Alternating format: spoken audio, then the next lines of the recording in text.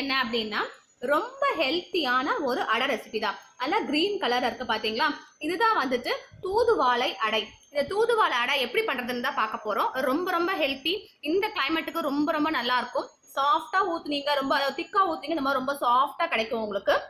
அப்படியே தின்னா ஊற்றணும் அப்படின்னா நம்ம தோசை மாதிரி ரொம்ப கிறிஸ்பாவும் வரும் நமக்கு. ஸோ நம்ம அடை மாதிரி தான் பார்க்க போகிறோம். அதே மாவு தான் லிக்விட், கொஞ்சம் தண்ணியாக ஊற்றுறப்ப உங்களுக்கு கிறிஸ்பி தோசையாகவும், திக்காக ஊற்றுறப்ப இந்த மாதிரி சாஃப்டாகவும் கிடைக்கும். வாங்க இந்த ரெசிபி எப்படி பண்ணுறது வீடியோக்குள்ள போய் பார்க்கலாம். தூதுவாழை அடை செய்ய தேவையான பொருட்களை பார்க்கலாம். தூதுவாழை எடுத்துக்கோங்க. நல்லா முள்ளு முள்ளா இருக்கும். நல்லா லீஃப் பார்த்தீங்க அப்படின்னா நல்லா லீஃப்லேயே நிறைய இடத்துல முள் இருக்கும். அதில் காம்பு பார்த்தீங்க அப்படின்னா ரொம்ப நீட்டமாக இருக்கும். தனித்தனியாக இந்த அளவுக்கு இருந்தால் போதும். மற்றெல்லாம் காம்பை கட் பண்ணிட்டு இந்த மாதிரி இண்டிவிஜுவல் லீஃபாக வந்து எடுத்து வச்சுக்கோங்க. இப்போ 3 கைப்பிடி வந்துட்டு இந்த இலை இருக்கு அப்படின்னா அதுக்கு ஏற்ற மாதிரி அரிசி 3 டம்ளர் வந்து பச்சரிசி ஆட் பண்ணிக்கோங்க. 3 கைப்பிடி இலைக்கு 3 டம்ளர் பச்சரிசி, 1 டம்ளர் வந்துட்டு கடலைப்பருப்பு, அதுக்கப்புறம் 1/2 டம்ளர் வந்து பார்த்தீங்க அப்படின்னா உளுந்து ஆட் பண்ணியிருக்கேன். இதெல்லாம் ஒன்னாவே வச்சு நம்ம ஒரு 2 மணி நேரம் வந்து ஊற வச்சு எடுத்துடலாம். நம்ம ஊற வச்சுட்டு இப்போ எப்படி அரைக்கிறது பார்க்கலாம். நம்ம ஒரு மிக்சி ஜார்ல பாத்தீங்க அப்படின்னா இலையை ஃபுல்லா டிரான்ஸ்ஃபர் பண்ணியிருக்கேன். இலையில பாத்தீங்கன்னா நிறைய முள் இருக்கும். ஸோ பார்த்து கிளீன் பண்ணுங்க. வாஷ் பண்றப்பையும் பார்த்து பண்ணுங்க. சில பேர் இதை இன்ஸ்டன்டா கூட தோசை ஊற்றுவாங்க. அந்த மாதிரி இல்லாம நம்ம அடை மாதிரி பண்ண போறோம். இது வந்து தூதுவாழை ரொம்ப உடம்புக்கு நல்லது.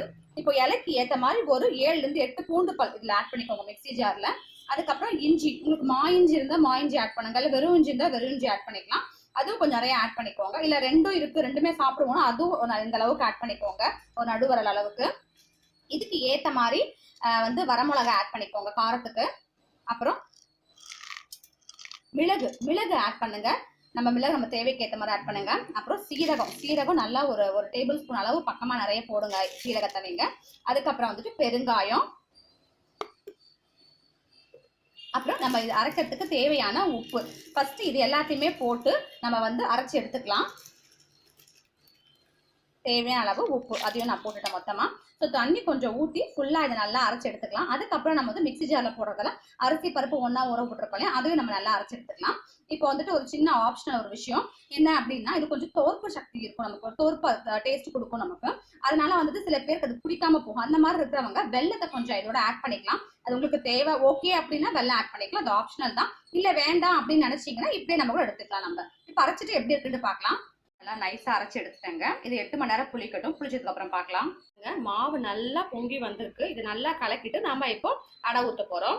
மாவு பார்த்துக்கோங்க, இந்த அளவுக்கு இருந்தா போதும். நமக்கு ரொம்ப தண்ணியா இருந்தா அடை வராது நமக்கு. ஸோ இப்போ மாவு எடுத்து நாம இப்போ ஃபர்ஸ்ட் அடை சுடலாம். தோசை தவா ரெடி பண்ணி வச்சிருக்கேன் நான்.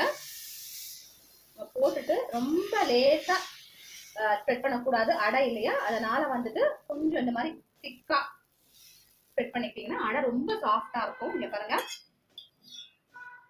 எண்ணெய் ஆட் பண்ணிட்டேன். குக் ஆனதுக்கு அப்புறம் பார்க்கலாம். பாருங்க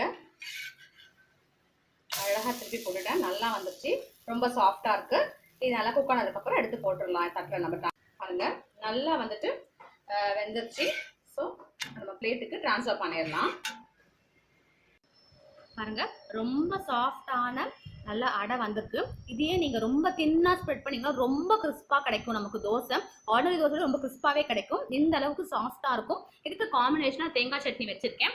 இதுலேயே நம்ம எல்லாமே ஆட் பண்ணியிருக்கோம் இல்லையா, பூண்டு, மிளகு, சீரகம், இஞ்சி எல்லாம் ஆட் பண்ணியிருக்கோம். கூட தேங்காய் சட்னி இருந்தாலும் நல்லா இருக்கும். இல்லை வெறுமா சாப்பிட்டா ரொம்ப டேஸ்டா இருக்கும். இந்த ரெசிபி உங்களுக்கு பிடிச்சிருக்கு அப்படின்னா லைக் பண்ணுங்க, ஷேர் பண்ணுங்க, சப்ஸ்கிரைப் பண்ணுங்க, and don't forget to hit the bell icon. Thank you.